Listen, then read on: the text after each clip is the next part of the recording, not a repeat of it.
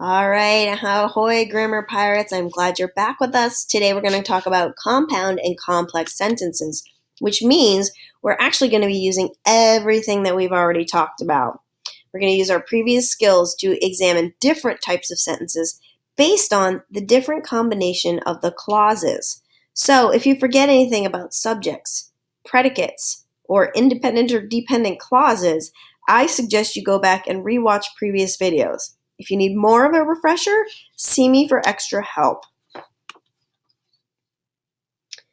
All right, so just as a review, I hope I get to hear you out nice and loud, or at least your dog does. What's step one? Good, it's underline the verb. And how about step two? Draw that mast, which separates the subject from the predicate.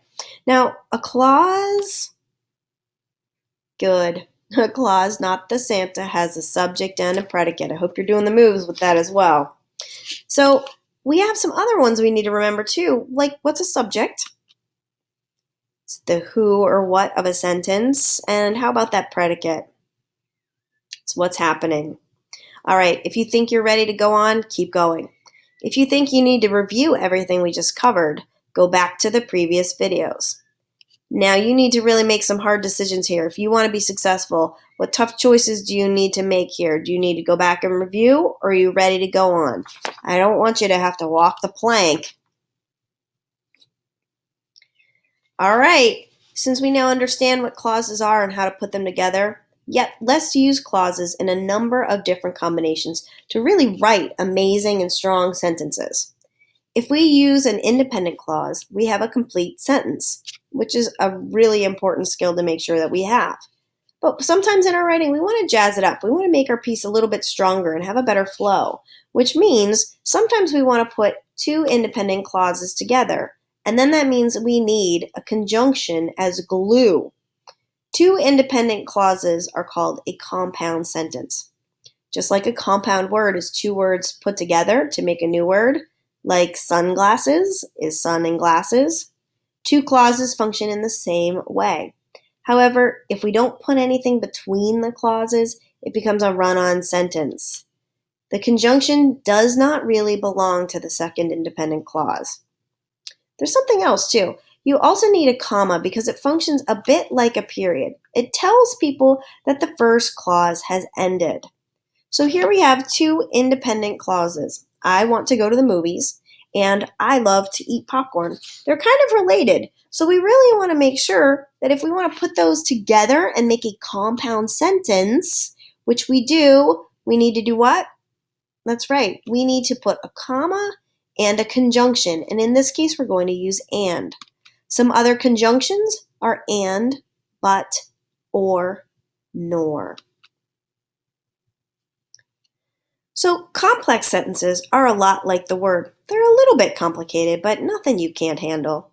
In this case, that means I have one of each clause. If the dependent clause is at the beginning, there will be a comma separating it from the independent clause. Remember that a dependent clause also has a dependent word that does belong with a clause that is different from a conjunction. So here in my examples, I have an independent clause of I want to go to the movies. And the second clause is a dependent clause because it has a subject, a predicate, and a dependent word, since I love to eat popcorn. Now, if I want to put those together and I want to put my dependent clause at the beginning, since I love to eat popcorn, comma, I want to go to the movies, period. Remember, you want end punctuation there. Be sure to keep thinking about that and remember that conjunctions are not counted as part of the clause, but dependent words are part of the clause. Now, there's one other combination of clauses that you can put together. A compound complex sentence really tries to maximize using as many clauses as possible without being turned into a run-on sentence. So you can start with one dependent clause, such as because I love to eat popcorn, which has a subject, a predicate, and that dependent word of, that's right, because. Then I'm going to add that to a compound sentence with two independent clauses stuck together by a conjunction. The conjunction in this case is and. You really need to be careful when you're using these as a writer because this style of sentence needs that correct punctuation. It really does matter to your readers. So because I love to eat popcorn, I enjoy being at the movies, and my mom loves to see me have a good time. So let's think about this again before we practice. What's helpful? Well, absolutely steps 1 and 2. Underline the verb, draw the mast. When you have these clauses, to identify them and then label them is really makes your worth your while. So an independent clause, I'd put an IC above it. If I have a dependent clause, I'd put a DC above that clause. Then what I would do is I would look back through the combination of clauses that I have to figure out what sentence is in front of me. So that extra step or two could really be a lifesaver and actually save me time in the long run. So follow the steps, pirates. Okay, here we go. You're going to write down what kind of a sentence, and if you really want to be successful, you're going to write these sentences down and use all those helpful hints we just talked about earlier. Number 1, she was singing and dancing. Number 2, unless I do my homework, I can't go to the party. Number 3, I was excited to play, and I also couldn't wait to see my friends. Number 4, was running. Number 5, since the purple caterpillar was talking, my dog was listening carefully. And finally, number 6, depending on the answer my sister gives me, I hope to sing at the party, and we will also go to the play this weekend. All right, let's see, how'd you do here? If you didn't get it right, you're going to stretch your brain.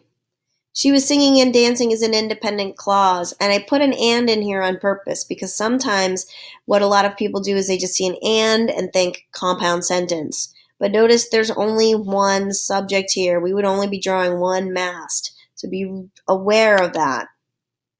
Number 2, unless I do my homework, dependent clause. I can't go to the party, independent clause, so it's a compound sentence. I was excited to play. Independent clause. I see a conjunction here. I also couldn't wait to see my friends. That's another independent clause, subject and a predicate in there, so it's a compound sentence. Number 4, hopefully you were really making sure you were thinking about these. It's just a fragment. It's only a predicate there. In fact, it's really only a simple predicate. Number 5, since the purple caterpillar was talking is a dependent clause. The word since. My dog was listening carefully, independent clause. Dependent and independent clause together makes a complex sentence. And number 6, depending on the answer my sister gives me, which is a dependent clause, I hope to sing at the party, and we will also go to the play this weekend. That is a compound complex sentence. Those are actually really, really tough to identify or to write well, so be really careful with those. So hopefully you're feeling like you kind of have this under your belt a little bit. Hopefully you wrote down some questions, some hints for yourself, and then we will get ready to continue working on these when we actually get together and see one another.